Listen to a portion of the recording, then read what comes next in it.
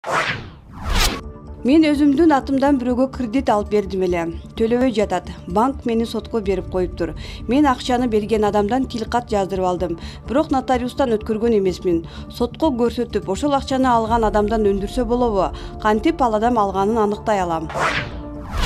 Ал адам акчаны сизден алгандыгын ошол сизге жазып берген тилкат бул жетиштүү болот.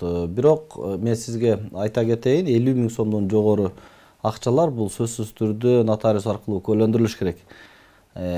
Ошол сизге карыз болгон адам эгерде ал мойнуна алып жаткан болсо, ооба мен алгандыгым анык, мен сизге берем деп айтып жаткан болсо, аны сөзсүз түрдө нотариус аркылуу көйлөндүрүп коюңуз. Бирок тилекке каршы кредитти сиз төлөйсүз. Себеби дегенде ал кредиттик карызды сиз алгансыз. Насыя карызды сиз менен банктын ортосундагы келишимдин негизинде сиз төлөйсүз. Эмне үчүн?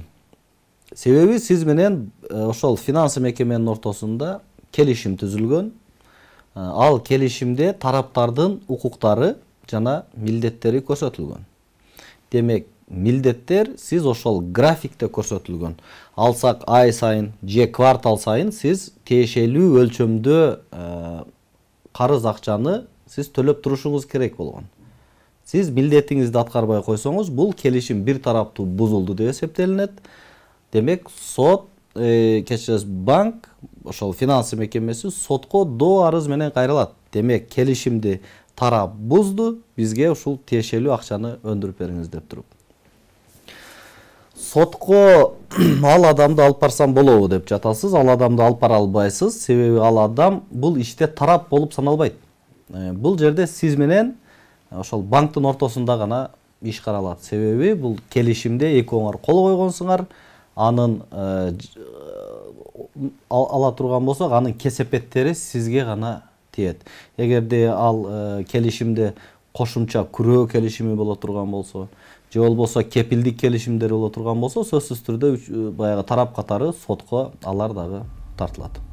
Кыргыз Республикасынын Жарандык кодекси 299-берене милдеттенмени аткаруунун ыкмалары милдеттенмени тиешелүү түрдө жана келишимдин шартына жана мыйзамдын талаптарына ылайык белгиленген мөөнөттө, ал эми андай шарт менен талап болбогон учурда ишкерди карым-катнаштан, каада салттарына же ДМде коюлуучу талаптарга ылайык аткарылууга тийиш. 275-берене заем келишиминин формасы. Заем келишими эгерде анын суммасы эсептик көрсөткүчтөн 10 эседен кем эмес ашса, ал эми келишимде тараптардын бири юридикалык жак болгон учурларда суммасына карабастан жазуу жүзүндө жүргүзүлөт. Заем келишиминин жазуу жүзүндө түзүлбөгөндүгү ушул кодекстин 178-статьясында каралган натыйжаларга алып келет. Заем алуучунун ага заем берүүчү белгилүү бир суммадагы акча же белгилүү сандагы буюмдарды бергендигин күбөлөндүрүлгөн тилкаты же башка документи болгон учурда заем келишими жазуу жүзүндө түзүлдү деп таанылат.